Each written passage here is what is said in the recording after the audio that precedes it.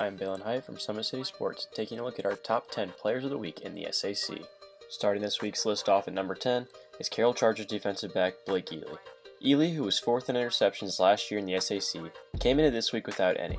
Still searching for his first one, he grabbed two on Friday night against Northside. His second of the night came off this grab as time expired in the first half and ran it out for a big gain. First half, barring penalty, Collins throws it up for grabs, and it'll be intercepted by Ely at the 15-yard line. Look out now. Ely to the 30, Ely to the 40. He's got some blockers. Ely knocked out of bounds near the 40-yard line. Now entering the list at number 9 is the Concordia Cadets defense. Although losing to Snyder in week 3, the Cadets are in the 9th spot as they halted Snyder's defense to only 24 points. This a mere comparison to the Panthers' 126 points they put up in the first 2 weeks. With contributions from Preston Gerglin, who had 7.5 tackles and added a pick, to Keanu Griggs and Michael Fairfield, who both had 9 tackles. Also, Griggs grabbed this interception early in the game to set the tone for the Concordia defense. Traffic, here's a snap.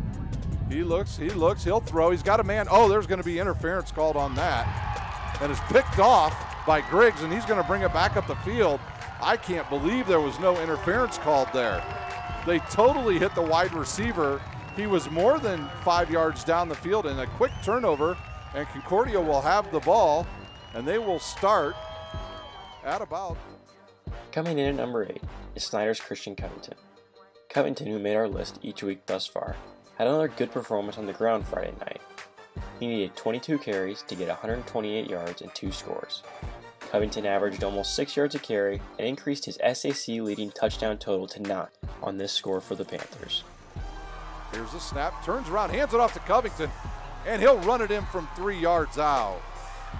So Covington at the 125 mark scores for Snyder.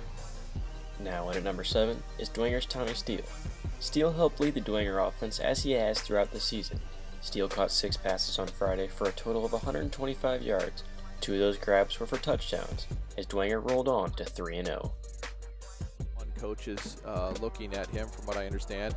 We have a reverse, mini reverse, and the Dwenger player puts his head down, and a touchdown for the Bishop Dwenger Saints. Number 21, Tommy Steele. Blankets and such. It's a little more chilly this week. Morris under pressure, gets it away to Steele, and he gets away from a tackler, and he's going to go in for another touchdown. Tommy Steele. Coming in at number 6, another wide receiver in this list. This time it's Homestead Spartans' Trevon Taylor. Taylor made our list last week with 3 touchdowns in the third quarter. This week he'll make it on a 2-touchdown, 120-yard performance, now making him the leading receiver in touchdowns with 7 in the SAC. 17 seconds remaining. They got to get the play off. Here's a snap. He looks to throw, going deep to the end zone, right side. Got a man. Did he catch it in bounds? Touchdown. Wow. He got it. Wow. He got it. Taylor, again, number 89, stretches for it and scores 6 for Homestead. Now in at the number 5 spot, back-to-back Spartans. This time it's quarterback Jaiyah Wright. Wright has been a regular on our top 10 players list. This time Wright was scoring through the air and on the ground. Wright, who was 13-19 through the air for 200 yards and 3 touchdowns on Friday night, also had 60 yards for these 2 scores on the ground. For 5, Aiden Vachon was the interceptor that time on that last series. But here's a busted play this time as Wright dances into the end zone around the left side. He was not meant to do it, but he is in the end zone with a touchdown for Homestead. Now offsets to the left. Here's the snap. Oh, it's on the ground. He picks it up after a bounce. Quarterback decides to keep it, dives for the end zone, touchdown. Jaiyah Wright, another silk purse out of a sow's ear. He bobbled the snap, it bounced right up to him. Broken play, Runs to the right and finds the end zone. A 4-yard scamper, touchdown for Jaiyah Wright. Now in at number 4 on the list is Wayne General's Devin Kelsaw. As the Generals found their footing in week 3, so did Kelsaw.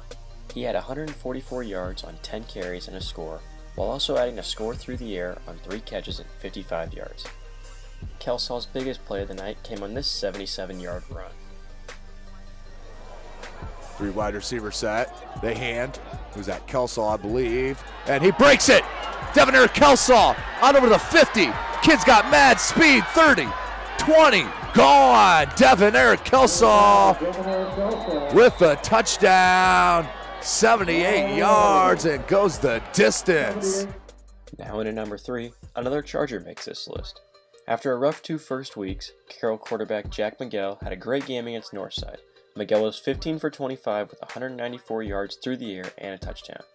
He did just as much damage through the air as he did on the ground, scrambling 14 times for 112 yards and punched these 2 scores in. This performance helped lead the Chargers to the first win of the season. 18 to go in the first half. And it's a fake handoff. Miguel, touchdown, give him 6 points. Miguel on a 10-yard touchdown. Jack Miguel to the house from 10 yards. And it's now 27-0. Favor Carroll with the point pending. 7-yard line. Carroll on top, 28-0. Miguel gets away from one man, has a first down and room to run. He's to the 30, 20, to the 10, to the 5. Give him 6 points. Touchdown. Jack Miguel, 47 yards to the house. Now in at the number 2 spot is the Homestead Spartans defense. The Spartan defense was all over the field on Friday, holding the Bishop Lures Knights to only 3 points. They did this by forcing turnovers all night. They had 4 total turnovers on Friday, 3 interceptions, and a fumble, plus adding 2 sacks. Maybe one of the biggest accomplishments, though, was holding the SAC rushing leader Jordan Presley scoreless for only 80 yards in the night. The Spartan defense was on full lockdown mode Friday, and that was evident as they made a statement in the SAC. Here's a snap.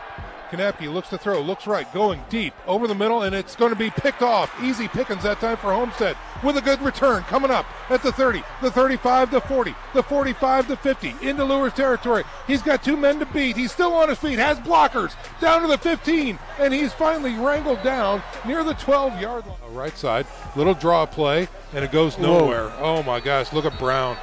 Oh my heavens. He is absolutely eating the lunch of that offensive line all night long.